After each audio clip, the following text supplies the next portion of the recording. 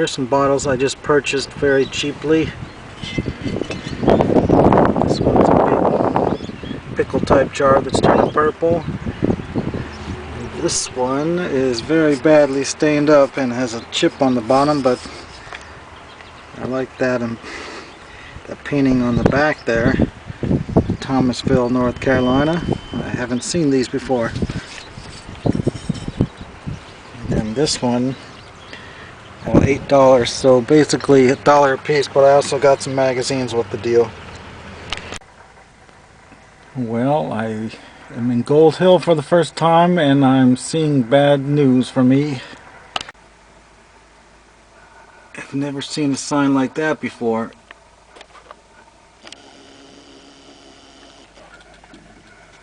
Well, I'm in the woods of Aberdeen, North Carolina, looking for dumps. Here's a nice little pile of stuff.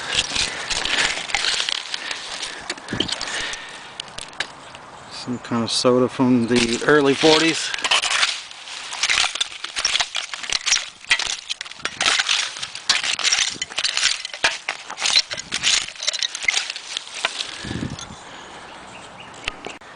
Not really sure what that is, but it's interesting.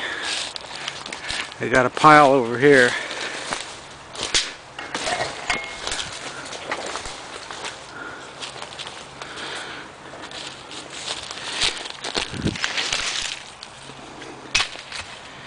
Doesn't look that old, but I'll look through it.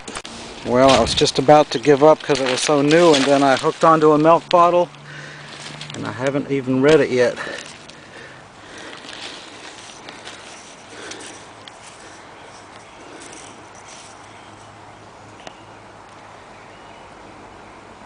Lakeview, North Carolina.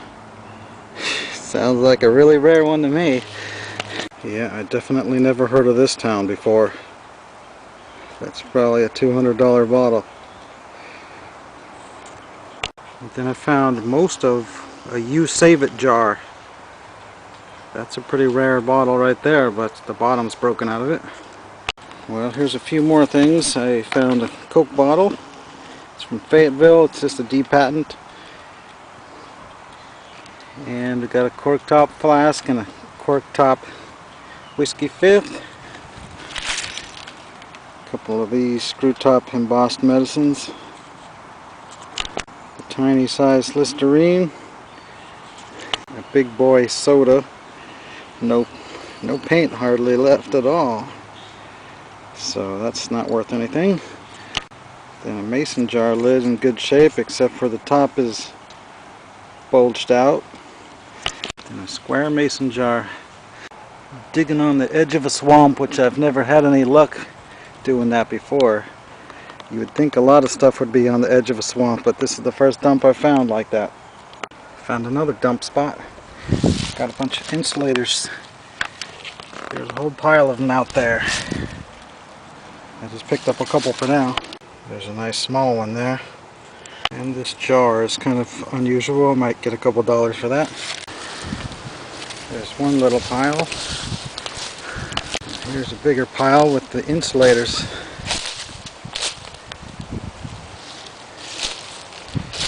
Super common ones, but still they're worth a little bit. So we got one whole one. Another one. Well, this area is just a little too modern, so I'm gonna just take these three and look for something older. Well, I found another dump.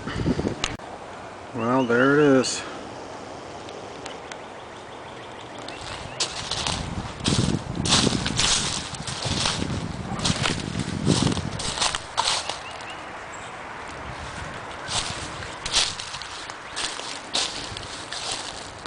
Not exactly old enough, but I might rake through it for a little while.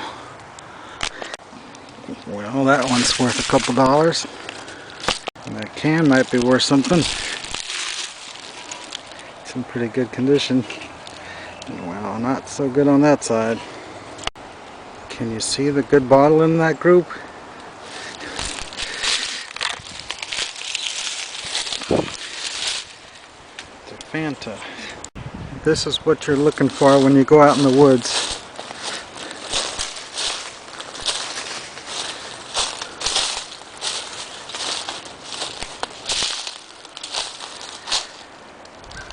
It's a holler that's filled in with trash.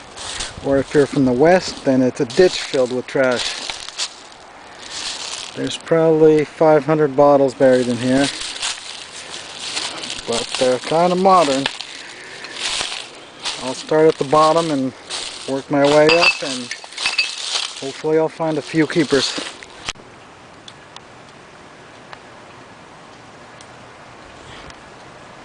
Well, I hooked onto a big piece of metal right off the bat and yanked on it, and all these cans popped out. And they seem to be in very good condition.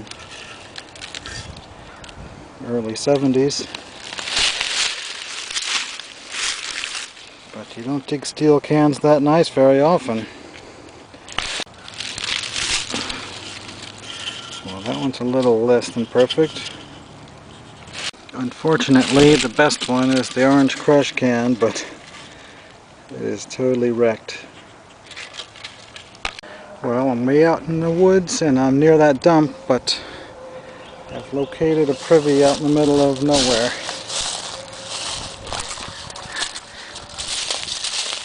There's a nice collectible can right there. Well, it's just too new. It's full of aluminum cans and stuff. Alright, I started finding some stuff. That's a pretty early Suncrest, and wait, no, it says Canada Dry Bottling Company, Durham, Fayetteville, Lumberton, and Rockingham. Then I found a couple of these earlier jars with the glass lids. This is very surprising. It's a baled wire top on a beer bottle that's embossed from about 1917, and it's still full. I don't know if that's the original beer from way back then, but it's definitely pre-prohibitional. And a plain old milk bottle, plain whiskey. Well, I'm back home with all the stuff.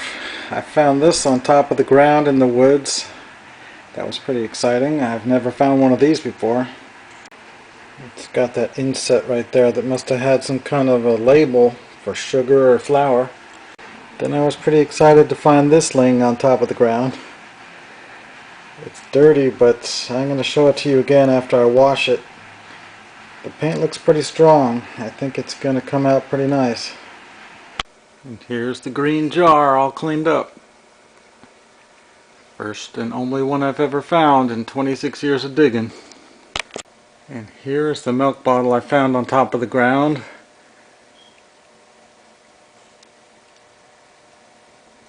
And it's pretty close to mint condition. It just has a little bit of fading on this side.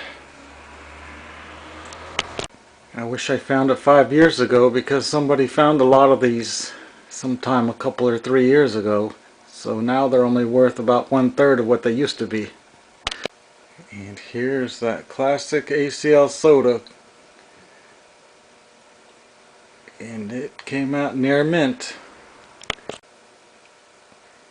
Could use a little car polish to bring out the color a little bit better, but other than that, it's 99% perfect. And here's that beer I dug with a bunch of 1940s stuff, and definitely that has to be the original beer. Wouldn't want to try drinking that. You may remember I dug one of these in Lewisburg about 8 months ago.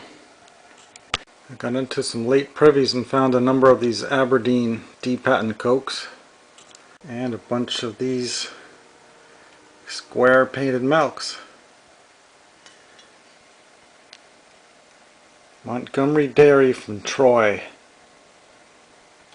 The paint on these was drying up and blowing away within a minute of coming out of the ground, so I wiped them as good as I could and spray painted them with shellac right there in the privy. But as you can see, there's a little discoloration because I didn't get 100% of the dirt off. I should have brought a bucket of water. That might be the best example I got. You can read 100% of the paint on that one. That one I rubbed a few times too many and took half the paint off. And that one didn't come out too good. A lot of that paint flaked off as well.